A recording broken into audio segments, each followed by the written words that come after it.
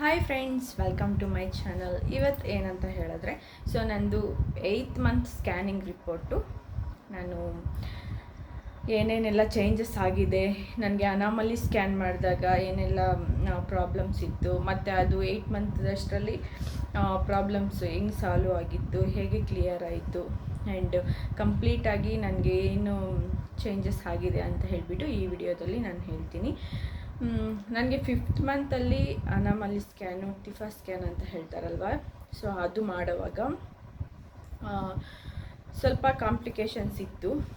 Complications ಅಂತ ಹೇಳಿದ್ರೆ ತುಂಬ ಕಾಂಪ್ಲಿಕೇಶನ್ಸು, ಅದು ರೆಡಿನೇ ಆಗಲ್ಲ ಅನ್ನೋ ಕಾಂಪ್ಲಿಕೇಶನ್ಸ್ ಆ ಥರದ್ದೇನೂ ಇರಲಿಲ್ಲ. ಬಟ್ ಇದು ಒಂದು ಸ್ವಲ್ಪ ಪ್ಲೆಸೆಂಟಾಗಿ ಕೆಳಗಡೆ ಇರೋದು, ಲೋ ಲೈಯಿಂಗ್ ಪ್ಲೆಸೆಂಟ್ ಅಂತ ಹೇಳ್ತಾರಲ್ವ, ಸೊ ಆ ರೀತಿ ಇರೋದು ಇತ್ತು. ಮತ್ತು ರಿಮೈನಿಂಗ್ ಎಲ್ಲನೂ ನಾರ್ಮಲ್ಲೇ ಇತ್ತು.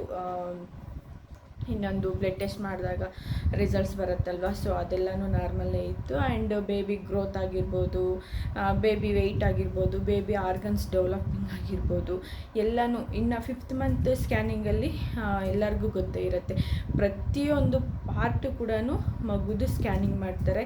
ಕಣ್ಣು, ಮೂಗು, ಕಿವಿ, ಬಾಯಿ, ಲಿಪ್ಸು, ಮತ್ತು internal organs, heart, kidney, liver ಎಲ್ಲ ಕೂಡ ಪಿನ್ ಟು ಪಿನ್ ಸ್ಕ್ಯಾನಿಂಗ್ ಮಾಡ್ತಾರೆ. ಸೊ ಟಿಫಾ ಸ್ಕ್ಯಾನ್ಗೆ ಸ್ವಲ್ಪ ತುಂಬ ಟೈಮ್ ತಗೊಳುತ್ತೆ ಅಂತ ಹೇಳ್ಬೋದು. ನಮಗೆ 2 ಡೇಸ್ ಆಯಿತು. ನಮ್ಮದು 2 ಡೇಸ್ ಆಗಿದ್ದು ಯಾಕೆ ಅಂತ ಹೇಳಿದ್ರೆ, ಅದು ಬೇಬಿ ಪೊಸಿಷನ್ಗೆ ಬರಬೇಕಲ್ವ, ಸೊ ಹಾಗಾಗಿ ಅವರು ಬ್ಯಾಕು ಮತ್ತು ಫ್ರಂಟ್ ಎರಡನ್ನೂ ಸ್ಕ್ಯಾನ್ ಮಾಡಬೇಕು. ನಮ್ಮದು ಪೊಸಿಷನ್ಗೆ ಬಂದಿಲ್ಲ ಅಂತ ಹೇಳಿಬಿಟ್ಟು ನಮ್ಮದು 2 ಡೇಸ್ ಟೈಮ್ ತಗೊಳ್ತು. 2 ಡೇಸ್ ಟೈಮ್ ತಗೊಂಡ್ಮೇಲೆ ನನಗೆ ರಿಸಲ್ಟ್ ಏನೋ ಚೆನ್ನಾಗೇ ಬಂತು. ಬಟ್ ಪ್ಲೆಸೆಂಟ ಮಾತ್ರ ಲೋ ಲೈಯಿಂಗ್ ಪ್ಲೆಸೆಂಟ್ ಆಗಿದೆ. ಸ್ವಲ್ಪ ಹೆವಿಯಾಗಿ ವರ್ಕ್ ಮಾಡಬಾರ್ದು, ಮತ್ತು ಟ್ರಾವೆಲ್ ಮಾಡಬಾರ್ದು, ಫಾಸ್ಟಾಗಿ ನಡೆಯೋದಾಗಿರ್ಬೋದು, ಆ ರೀತಿ ಎಲ್ಲ ಮಾಡಬಾರ್ದು, ಅವಾಯ್ಡ್ ಮಾಡಬೇಕು ಅಂತ ಹೇಳಿದರು. ನಮ್ಮ ಡಾಕ್ಟ್ರ್ ನಮಗೆ ಆ ಥರ ಸಜೆಸ್ಟ್ ಮಾಡಿದರು. ಟ್ರಾವೆಲಿಂಗ್ ಎಲ್ಲ ಮಾಡೋಕ್ಕೆ ಹೋಗಬೇಡಿ, ಆದಷ್ಟು ರೆಸ್ಟಲ್ಲಿರಿ, ತುಂಬ ಕೆಲಸ ಎಲ್ಲ ಮಾಡೋದು, ಹೆವಿ ವೆಯ್ಟ್ ಲಿಫ್ಟ್ ಮಾಡೋದು ಅದೆಲ್ಲ ಮಾಡೋಕ್ಕೆ ಹೋಗಬೇಡಿ, ಬಟ್ ಲೈಟ್ ವಾಕಿಂಗು ಅದೆಲ್ಲ ಬೇಕಾದರೆ ಮಾಡ್ಕೋಬೋದು ಅಂತ ಹೇಳಿದರು. ಏಕಂತಂದರೆ ನಂದು ಬಂದು ಸ್ಕ್ಯಾನಿಂಗಲ್ಲಿ ಹೆಂಗಿತ್ತಂದರೆ ಲೋ ಲೈಯಿಂಗ್ ಪ್ಲೆಸೆಂಟನೇ, ಬಟ್ ಅದು 2.8 ಸೆಂಟಿಮೀಟರ್ಸ್ ಫ್ರಮ್ ದ OS ಅಂತ ಇತ್ತು. So grade 1 grade 1 low lying placenta 2.8 centimetre from the OS ಅಂತ ಇತ್ತು. ಸೊ ಇನ್ನು ಸರ್ವಿಕ್ಸ್ ಲೆಂತ್ ಆಗಿರ್ಬೋದು, ಮತ್ತು ಪೆಟಲ್ ಸ್ಪೈನ್ ಆಗಿರ್ಬೋದು, ಎಲ್ಲ ಮಗುದು ಏನೇನು ಪಾರ್ಟ್ಸ್, ಏನೇನು ಆರ್ಗನ್ಸ್ ಎಲ್ಲ ಡೆವಲಪ್ ಆಗಿರ್ಬೋದು, ಎಲ್ಲ ಕೂಡ ನೀಟಾಗಿ ಡೆವಲಪ್ ಆಗಿತ್ತು. ಸೊ ನಾನು ಪ್ರಿಕಾಷನ್ಸ್ ಅಂದರೆ ನಾನು ಏನು ತಗೊಂಡೆ ಅಂತ ಹೇಳಿದ್ರೆ, ಲೋ ಲೈಯಿಂಗ್ ಪ್ಲೆಸೆಂಟ್ ಇತ್ತಲ್ವ, ಸೊ ಹಾಗಾಗಿ ನಾನು ತುಂಬ ಟ್ರಾವೆಲ್ ಮಾಡೋಕ್ಕೆ ಹೋಗಲಿಲ್ಲ. ಆ್ಯಂಡ್ ಮನೆ ಕೆಲಸ ಅಂತ ಹೇಳಿದ್ರೆ ಮನೆಯಲ್ಲಿ ಸಣ್ಣ ಪುಟ್ಟ ಕೆಲಸ, ಅಡುಗೆ ಮಾಡೋದು, ಸೊ ಪಾತ್ರೆ ತೊಳೆಯೋದು, ಅವೆಲ್ಲ ಏನು ನಿಂತ್ಕೊಂಡೇ ಮಾಡೋದಲ್ಲ, ಸೊ ಅವು ಮಾತ್ರ ಮಾಡ್ಕೊಳ್ತಾ ಇದ್ದೆ. ಬೇರೆ ಏನೂ ಮಾಡೋಕ್ಕೆ ಹೋಗ್ತಾ ಇರಲಿಲ್ಲ ಜಾಸ್ತಿ. ಬಟ್ಟೆ ವಾಶ್ ಮಾಡೋದಾಗಿರ್ಬೋದು ಅವೇನು ಮಾಡ್ತಾ ಇರಲಿಲ್ಲ. ಸುಮ್ಮನೆ ಅಡುಗೆ ಕೆಲಸ ಆಗಿರ್ಬೋದು, ಬೇರೆ ಮನೆಯಲ್ಲಿ ಏನಿರುತ್ತೆ ಸಿಂಪಲ್ ವರ್ಕೇ ಅಲ್ವಾ, ಸೊ ಅದನ್ನು ಮಾಡ್ಕೊತ ಇದ್ದೆ. ಆಫೀಸ್ಗೂ ತುಂಬ ಡೈಲಿ ಏನು ಹೋಗ್ತಾ ಇರಲಿಲ್ಲ, ವೀಕ್ಲಿ 1 ಟೈಮ್ 2 ಟೈಮ್ಸ್ ಆ ಥರ ಹೋಗ್ತಾ ಇದ್ದೆ ಆಫೀಸ್ಗೆ ಅಷ್ಟೇ. ಯಾಕೆಂದರೆ ಟ್ರಾವೆಲ್ ಮಾಡಬೇಕಲ್ಲ, ಸೊ ಹಾಗಾಗಿ ಡೈಲಿ ಹೋಗ್ತಾ ಇರಲಿಲ್ಲ ಆಫೀಸ್ಗೆ. ನಮ್ಮ ಸರ್ ಹತ್ರ ಹೇಳಿಬಿಟ್ಟು ಈ ಥರ ಅಂತ ಹೇಳಿ ಅವ್ರ ಹತ್ರ ನಾನು ಪರ್ಮಿಷನ್ ತೊಗೊಂಡಿದ್ದೆ. ಅವರೂ ತುಂಬ ಒಳ್ಳೆಯವರು, ನಿಜವಾಗ್ಲೂ ಹೇಳಬೇಕಂದ್ರೆ ಸೀರಿಯಸ್ಲಿ ಆ ಥರ ಮ್ಯಾನೇಜರ್ಸ್ ಸಿಗೋದು ತುಂಬ ರೇರ್, ಎಲ್ಲ ಕಂಪ್ನಿಗಳಲ್ಲೂ ಸಿಗಲ್ಲ. ನಮ್ಮ ಕಂಪ್ನಿಯಲ್ಲಿ ಗಾಡ್ ಗಿಫ್ಟ್ ಮ್ಯಾನೇಜರ್ ಅಂತ ಹೇಳ್ಬೋದು. ಅದರಲ್ಲೂ ಕೂಡ ಅವರು ಲೇಡೀಸ್ ಪ್ರಾಬ್ಲಮ್ಸ್ನ ತುಂಬ ಚೆನ್ನಾಗಿ ಅರ್ಥ ಮಾಡ್ಕೊತಾರೆ. ಮತ್ತು ಅವ್ರ ಬ್ಲೆಸ್ಸಿಂಗ್ಸು ಎಷ್ಟು ಚೆನ್ನಾಗಿರುತ್ತೆ ಅಂದರೆ, ಅವ್ರು ಬ್ಲೆಸ್ ಮಾಡಿದ್ರೆ ಏನಾದರೂ ಆಗುತ್ತೆ, ಅವ್ರ ಬ್ಲೆಸ್ಸಿಂಗ್ಸ್ ಅಷ್ಟು ಪವರ್ಫುಲ್ ಇರುತ್ತೆ. ಬೇರೆಯವ್ರ ವಿಷಯದಲ್ಲಿ ಅಂತೂ ಗೊತ್ತಿಲ್ಲ, ಬಟ್ ನನ್ನ ವಿಷಯದಲ್ಲಿ ಮಾತ್ರ ನನಗೆ ಹೆಂಗೆ ಅವರು ಏನು ಬ್ಲೆಸ್ ಮಾಡ್ತಾರೋ ಅದು ಪಕ್ಕಾ ಆಗುತ್ತೆ.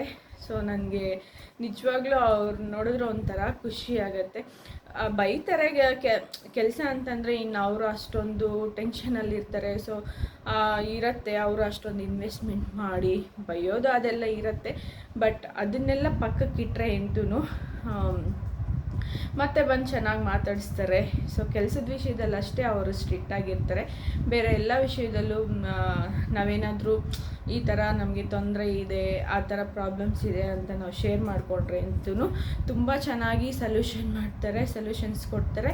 ಹಾಗೆಯೇ ಅವರು ಹೇಳೋ ಒಂದೊಂದು ವರ್ಡ್ ಇರುತ್ತಲ್ವ, ತುಂಬ ಮೋಟಿವೇಟ್ ಆಗಿರುತ್ತೆ. ನನಗಂತೂ ತುಂಬ ಇಷ್ಟ. ಆ ಥರ ಮ್ಯಾನೇಜರ್ಸ್ ಸಿಗೋದಂತೂ ತುಂಬ ರೇರು. ಆ ವಿಷಯದಲ್ಲಿ ನಾವಂತೂ ಪುಣ್ಯ ಮಾಡಿದ್ದೀವಿ ಅಂತಲೇ ಹೇಳ್ಬೋದು. ಮತ್ತು ಅವ್ರ ಹತ್ರ ಹೇಳಿ ಸ್ವಲ್ಪ ಪರ್ಮಿಷನ್ ಕೊಡ್ತಾರೆ. ಅವರು ಈ ಥರ ವಿಷಯಗಳಲ್ಲೆಲ್ಲನೂ ಇದೇ ಮಾಡಲ್ಲ, ಎಷ್ಟು ಕೆಲಸ ಇದ್ರೂ ಪರ್ಮಿಷನ್ ಕೊಡ್ತಾರೆ. ಈವನ್ ನಂದು ಪ್ರೆಗ್ನೆನ್ಸಿ ಪಾಸಿಟಿವ್ ಬಂದಾಗೂ ಕೂಡ ತುಂಬ ಕೆಲಸ ಇತ್ತು ಆಫೀಸಲ್ಲಿ. ಆವಾಗಲೇ ತುಂಬ ಹೊಸ ಪ್ರಾಜೆಕ್ಟ್ಸ್ ಬಂದಿತ್ತು, ತುಂಬ ಅಂದರೆ ತುಂಬ ಕೆಲಸ ಇತ್ತು. ಆದರೂ ಕೂಡ ನಾನು ಸುಮ್ಮನೆ ಈ ಥರ ಹೇಳಿದ್ದಷ್ಟೇ, ನನಗೆ ಲೀವ್ ಬೇಕು ಅಂತಲೂ ಹೇಳಲಿಲ್ಲ. ಈ ರೀತಿಯಾಗಿ ಕನ್ಫರ್ಮ್ ಆಗಿದೆ ಸರ್, ಸ್ವಲ್ಪ ರೆಸ್ಟ್ ಅಂತ ಹೇಳಿದ್ದಷ್ಟೇ. ಅವರು ತುಂಬ ಚೆನ್ನಾಗಿ ರಿಸೀವ್ ಮಾಡಿಕೊಂಡ್ರು, ತುಂಬ ಚೆನ್ನಾಗಿ ಇದು ಮಾಡಿಕೊಂಡ್ರು, ಕಂಗ್ರ್ಯಾಚುಲೇಷನ್ಸ್ ಹೇಳಿಬಿಟ್ಟು. ಆನಂತರ ಸ್ವಲ್ಪ ಅವರು ಹೇಳಿದ್ರು ಪ್ರಿಕಾಷನ್ಸು ಯಾವ ರೀತಿ ಇರಬೇಕು, ಹೇಗಿರಬೇಕು, ತುಂಬ ಟ್ರಾವೆಲ್ ಮಾಡಬಾರ್ದು, ಆಟೋದಲ್ಲೆಲ್ಲ ಹೋಗಬಾರ್ದು, ಒಳ್ಳೆ ಹೆಲ್ತಿ ಫುಡ್ ತಿನ್ನಬೇಕು, ಮೈಂಡ್ ಯಾವಾಗಲೂ ಪೀಸ್ಫುಲ್ಲಾಗಿ ತುಂಬ ರಿಲ್ಯಾಕ್ಸಾಗಿ ಇಟ್ಕೋಬೇಕು, ಏನದ್ರ ಬಗ್ಗೆನೂ ಯೋಚನೆ ಮಾಡಬಾರ್ದು. ಆನಂತರ ಕಾರು ಬಸ್ ಜರ್ನಿ ಓಕೆ ಸೇಫಾಗಿರುತ್ತೆ, ಆಟೋ ಅಲ್ಲಿ ಮತ್ತು ಬೈಕಲ್ಲಿ ಎಲ್ಲನೂ ಅವಾಯ್ಡ್ ಮಾಡಿ ಹೋಗೋಕ್ಕೆ ಹೋಗಬೇಡಿ ಅಂತೆಲ್ಲನೂ ತುಂಬ ಅಂದರೆ ತುಂಬ ಪ್ರಿಕಾಷನ್ಸ್ ಹೇಳಿದ್ರು. ಮತ್ತು ಹೆಲ್ತಿ ಫುಡ್ ತಿನ್ನಬೇಕು ಅಂದರೆ ನಮ್ಮ ಮನೆಗಳಲ್ಲಿ ನಮ್ಮ ಪೇರೆಂಟ್ಸು ಹೇಳ್ತಾರಲ್ವ, ಸೇಮ್ ಆ ಥರನೇ ತುಂಬ ಚೆನ್ನಾಗಿ ಹೇಳಿ ಮತ್ತು ಲೀವ್ ನನಗೆ ಕೊಟ್ಟರು. ಸೊ ಆನಂತರ ಲೀವು ನಾನು ತುಂಬ ದಿನ ಏನು ಹೋಗ್ತಾ ಇರಲಿಲ್ಲ, ವೀಕ್ಲಿ 2 times ಆ ಥರ ಹೋಗ್ತಾಯಿದ್ದೆ ಅಲ್ವಾ. ಆಮೇಲೆ ನಾನು ಮಲ್ಕೊಳ್ಳೋವಾಗ ಕಾಲು ಕೆಳಗಡೆ 2 ದಿಂಬು ಇಟ್ಕೊಂಡು ಸ್ವಲ್ಪ ಹೈಟಾಗಿ, 2 ಇಲ್ಲ ಅಂತಂದರೆ ಒಂದು ದೊಡ್ಡದಾದರೆ 1 ದಿಂಬಾದರೂ ಇಟ್ಕೊಂಡು ನಾನು ಮಲಗ್ತಾಯಿದ್ದೆ. ಯಾಕಂತಂದರೆ ಅದು ಪ್ಲೆಸೆಂಟ್ ಲೋ ಇದೆ ಅಲ್ವಾ. ಸೊ ಆ ಥರ ಮಲ್ಕೊಂಡ್ರೆ ಅಪ್ಪಾಗೋ ಚಾನ್ಸಸ್ ಇರುತ್ತೆ ಅಂತ ಹೇಳಿಬಿಟ್ಟು ಆ ಥರ ಮಲಗ್ತಾಯಿದ್ದೆ. ಆಮೇಲೆ ಇನ್ನೊಂದು ಬೇಬಿ ಸ್ವಲ್ಪ ಗ್ರೋತ್ ಆಗ್ತಾ ಇರುತ್ತಲ್ವ. ಸೊ ಮಗು ಗ್ರೋತ್ ಆಗ್ತಾ ಇರೋವಾಗ ನಮಗೆ ಇದು ಪ್ಲೇಸ್ ಬೇಕಾಗುತ್ತೆ ಅಲ್ವ ಹೊಟ್ಟೆಯಲ್ಲಿ. ಸೊ ನಮ್ಮ ಗರ್ಭಕೋಶದಲ್ಲಿ ಪ್ಲೇಸ್ ಬೇಕಾಗುತ್ತೆ. ಸೊ ಆವಾಗ ಕೂಡ ಅದು ಮೂವ್ ಆಗೋ ಚಾನ್ಸಸ್ ಇರುತ್ತೆ ಅಂತ ಹೇಳಿ ನಾನು ಕೆಲವೊಂದು ವಿಡಿಯೋಸಲ್ಲಿ ನೋಡಿದೆ. ನಿಜವಾಗ್ಲೂ ಅದೇ ಥರ ಆಯಿತು ನನಗೆ. ಅದೇ ನಾನು ಹೇಳಿದ್ನಲ್ಲ, ಮಗು ಬೆಳೀತಾ ಇದ್ದರೆ ಕೆಳಗಡೆ ಇದು ಮೇಲೆಗೆ ಹೋಗುತ್ತೆ ಅಂತ ಹೇಳಿ. ಸೊ ಆ ಥರ ಆಯಿತು.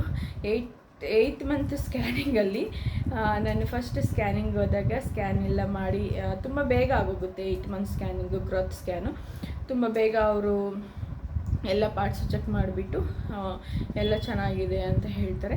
ನಾನು ಸ್ಕ್ಯಾನ್ ಮಾಡೋವಾಗನೇ ನಮ್ಮ ಡಾಕ್ಟ್ರ್ ಹತ್ರ ಕೇಳಿಬಿಟ್ಟೆ, ಸರ್ ಎಲ್ಲ ಚೆನ್ನಾಗಿದೆಯಾ ಏನು, ಮತ್ತು ಇದು ಲೋ ಲೈಯಿಂಗ್ ಪ್ಲೇಸೆಂಟ್ ಇತ್ತಲ್ವ, ಕಸ ಕೆಳಗಡೆ ಇತ್ತಲ್ವ, ಮೇಲೆ ಹೋಗೈತಾ ಅಂತೆಲ್ಲ ಕೇಳಿದೆ. ಅವರು ಹೌದು ಮೇಲೆ ಹೋಗಿದೆ, ಈಗ ಏನೂ ಪ್ರಾಬ್ಲಮ್ ಇಲ್ಲ ಅಂತ ಹೇಳಿದರು. ಫಸ್ಟ್ ಆದರೆ ಅವ್ರೇನು ಹೇಳಿದ್ರು ಅಂದರೆ ಕಸ ಕೆಳಗಡೆ ಇದೆ, ಸೊ ಈ ಥರನೇ ಇದ್ದರೆ ನಾರ್ಮಲ್ ಡೆಲಿವರಿ ಆಗಲ್ಲ, ಸಿಸರಿನ್ಗೆ ಸಿಸರಿನ್ ಮಾಡಬೇಕಾಗುತ್ತೆ ಅಂತ ಹೇಳಿದರು. ಆಮೇಲೆ 8th ಮಂತ್ ಸ್ಕ್ಯಾನಿಂಗಲ್ಲಿ ಎಲ್ಲ ಓಕೆ ಇದೆ, ಎಲ್ಲ ಪರ್ಫೆಕ್ಟಾಗಿದೆ. ಬೇಬಿ ಗ್ರೋತ್ ಆಗಿರ್ಬೋದು, ಬೇಬಿ ಆರ್ಗನ್ಸ್ ಡೆವಲಪಿಂಗ್ ಆಗಿರ್ಬೋದು, ಆಮೇಲೆ ಬೇಬಿದು ವೆಯ್ಟ್ ಆಗಿರ್ಬೋದು, ಎಲ್ಲನೂ ಚೆನ್ನಾಗೇ ಇದೆ ಮತ್ತು ಎಲ್ಲ ನಾರ್ಮಲ್ ಇದೆ. ಕಸ ಕೂಡ ಮೇಲಕ್ಕೆ ಹೋಗಿದೆ ಅಂತ ಹೇಳಿದ್ರು. ಸೊ ನನಗೆ ಆವಾಗ ತುಂಬ ಚೆನ್ನಾಗಿ ಒಂಥರ ಖುಷಿ ಆಯಿತು ಮತ್ತು ತುಂಬ ಸಮಾಧಾನವೂ ಆಯಿತು. ಯಾಕಂತಂದರೆ ನಾನು ತುಂಬ ಭಯಪಟ್ಟಿದ್ದೆ 5th ಮಂತ್ ಸ್ಕ್ಯಾನಿಂಗಲ್ಲಿ. ಅದರಲ್ಲಿ ಬೇರೆ ನಮಗೆ ಫಸ್ಟು ಯಾರೂ ಹೇಳೋರಿಲ್ಲ, ಈ ಥರ ಇದ್ದರೆ ಓಕೆ, ಈ ಥರ ಇದ್ದರೆ ಅಂತ ಯಾರೂ ಸಜೆಸ್ಟ್ ಮಾಡೋರಿಲ್ಲ, ಏನೂ ಇಲ್ಲ. ಎಲ್ಲ ನಾವೇ ನೋಡಿಕೊಂಡು ಫೈನಲಿ ಎಲ್ಲ ನಾರ್ಮಲ್ ಅಂತ ಹೇಳಿದ್ರು. ಸೊ ಅದೊಂದು ಖುಷಿ. ಆ್ಯಂಡ್ ದೇವರ ಆಶೀರ್ವಾದ ಮತ್ತು ಎಲ್ಲರೂ ನಮ್ಮ ವೆಲ್ವಿಷರ್ಸ್ ಆಶೀರ್ವಾದ ನಮ್ಮ ಮೇಲೆ ತುಂಬ ಗಟ್ಟಿಯಾಗಿದೆ ಅಂತ ಮಾತ್ರ ನಾನು ನಂಬ್ತೀನಿ. ದೇವ್ರನ್ನಂತೂ ನಾನು ತುಂಬ ನಂಬ್ತಾ ಇದ್ದೀನಿ. ಯಾಕಂತಂದರೆ ನಾನು ಫಸ್ಟು ಕನ್ಸೀವ್ ಆದಾಗ ನಾನು ಯಾರಿಗೂ ಹೇಳ್ಕೊಳ್ಳಿಲ್ಲ ನಾನು ಈ ಥರ ಪಾಸಿಟಿವ್ ಬಂದಿದೆ ಅಂತ. ಫಸ್ಟು ಹೋಗಿ ದೇವ್ರ ಹತ್ರನೇ ಹೇಳ್ಕೊಂಡಿದ್ದು. ಸೊ ಹಾಗಾಗಿ ನಾನು ಆವತ್ತಿಂದನೂ ಪ್ರತಿದಿನ ಬೆಳಗ್ಗೆ ಸಾಯಂಕಾಲ ದೇವರಿಗೆ ಪ್ರೇಯರ್ ಮಾಡ್ಕೊತಾನೇ ಇರ್ತೀನಿ. ಎಲ್ಲ ನಾರ್ಮಲ್ ಇರಬೇಕು, ಎಲ್ಲ ಸೇಫಾಗಿ ಡೆಲಿವರಿ ಆಗಬೇಕು, ನಾರ್ಮಲ್ ಡೆಲಿವರಿ ಆಗಬೇಕು ಅಂತ ಹೇಳಿಬಿಟ್ಟು. ಸೊ ನನಗೆ ಇಲ್ಲಿವರೆಗೂ ನಾನು ಹೋಗಿರೋ ಚೆಕಪ್ಸಲ್ಲಿ ಯಾವುದೂ ಅಪ್ಸೆಟ್ ಆಗಿಲ್ಲ, ಎಲ್ಲ ನಾರ್ಮಲ್ ಬಂತು. ನಾನು ಹೋಗೋ ಪ್ರತಿ ದಿನವೂ ಹಾಸ್ಪಿಟಲ್ಗೆ ಹೋಗೋವಾಗೇ ಅಲ್ಲ, ಮನೇಲಿರೋವಾಗೂ ಪ್ರತಿದಿನ ಬೆಳಗ್ಗೆ ಸಾಯಂಕಾಲ ನಾನು ದೇವ್ರಿಗೆ ನಮಸ್ಕಾರ ಮಾಡಿಕೊಂಡೆ ಎಲ್ಲನೂ ಇದು ಮಾಡೋದು. ಬೇಬಿ ಹೆಲ್ತಿಯಾಗಿರಬೇಕು, ಯಾವ ಬೇಬಿ ಆದರೂ ಪರವಾಗಿಲ್ಲ, ನನಗೆ ಹೆಣ್ಮಗುನೇ ಬೇಕು ಗಂಡು ಮಗುನೇ ಬೇಕು ಅಂತ ನಿಜವಾಗ್ಲೂ ಇಲ್ಲ, ನಮ್ಮ ಮನೆಯವ್ರಿಗೂ ಇಲ್ಲ ಇದೇ ಬೇಕು ಅಂತ ಹೇಳಿಬಿಟ್ಟು. ಯಾವ ಬೇಬಿ ಆದರೂ ನಮಗೆ ಓಕೆ, ಬಟ್ ಹೆಲ್ತಿಯಾಗಿರಬೇಕು ಅಷ್ಟೇ ನಮ್ಮ ಇಂಟೆನ್ಷನ್ನು. ಹೆಣ್ಮಗು ಆದರೂ ಪರವಾಗಿಲ್ಲ, ಗಂಡು ಮಗು ಆದರೂ ಪರವಾಗಿಲ್ಲ, ನಾನು ಯಾವ ಮಗು ಆದರೂ ಪರವಾಗಿಲ್ಲ ಅಂಥೇಳಿ, ಯಾವ ಮಗು ಆದ್ರೂ ನಾವು ಒಳ್ಳೆ ಆರೋಗ್ಯ ನಮ್ಮ ಕೈಯಲ್ಲೇ ಇದೆ ಮಗು ಕೊಡೋದು. ಸೊ ಹಂಗಾಗಿ ನಾನು ಒಳ್ಳೆ ಆರೋಗ್ಯವಾಗಿರೋ ಊಟನೇ ಮಾಡಿಕೊಂಡು, ಸ್ವಲ್ಪ ಜಂಕ್ ಫುಡ್ಸು ಅದೆಲ್ಲ ಅವಾಯ್ಡ್ ಮಾಡಿಕೊಂಡು, ಆಯಿಲಿ ಫುಡ್ಸು ಅದೆಲ್ಲ ಅವಾಯ್ಡ್ ಮಾಡಿಕೊಂಡು, ಯಾಕಂತಂದರೆ ನಾವು 9 ಮಂತ್ಸು ಎಷ್ಟು ಆರೋಗ್ಯವಾಗಿರೋ ಊಟ ಮಾಡ್ತೀವೋ ಸೊ ಮಕ್ಕಳಿಗೆ ಅಷ್ಟು ಒಳ್ಳೆ ಆರೋಗ್ಯ ಸಿಗತ್ತೆ. ನಮ್ಮ ಕೈಯಲ್ಲೇ ಇದೆ ನಮ್ಮ ಮಗು ಆರೋಗ್ಯ ಅಂತ ಹೇಳಿಬಿಟ್ಟು ನಾನು ಆ ವಿಷಯದಲ್ಲಿ ಮಾತ್ರ ತುಂಬಾ ಕೇರ್ಫುಲ್ಲಾಗಿ ಇದು ಮಾಡ್ತಾಯಿದ್ದೆ. ಸೊ ಹಾಗಾಗಿ ನನಗೂ ಯಾವುದೇ ಥರದ ಇದು ಬರಲಿಲ್ಲ, ಕಾಂಪ್ಲಿಕೇಶನ್ಸ್ ಏನು ಜಾಸ್ತಿ ಬರಲಿಲ್ಲ. ಅದೇ 5th ಮಂತಲ್ಲಿ ಮಾತ್ರ ಆ ಥರ ಪ್ಲೇಸೆಂಟ್ ಕೆಳಗಡೆ ಇತ್ತು ಅಂತ ಹೇಳಿದ್ರು. ಇನ್ನೊಂದು ಕೆಲವೊಬ್ಬರಿಗೆ ಯಾಕೆ ಆ ಥರ ಬರುತ್ತೆ ಅಂತಲೂ ಹೇಳಿದ್ರು. ಬಿಫೋರ್ ಏನಾದರೂ ಮಿಸ್ಕ್ಯಾರೇಜಸ್ ಆಗಿದ್ದರೆ, ಅಬಾರ್ಷನ್ಸ್ ಆಗಿದ್ದರೆ ಆ ಥರ ಬರುತ್ತಂತೆ. ಸೊ ಅದೊಂದು ರೀಸನ್ ಅಂತ ಹೇಳಿದ್ರು.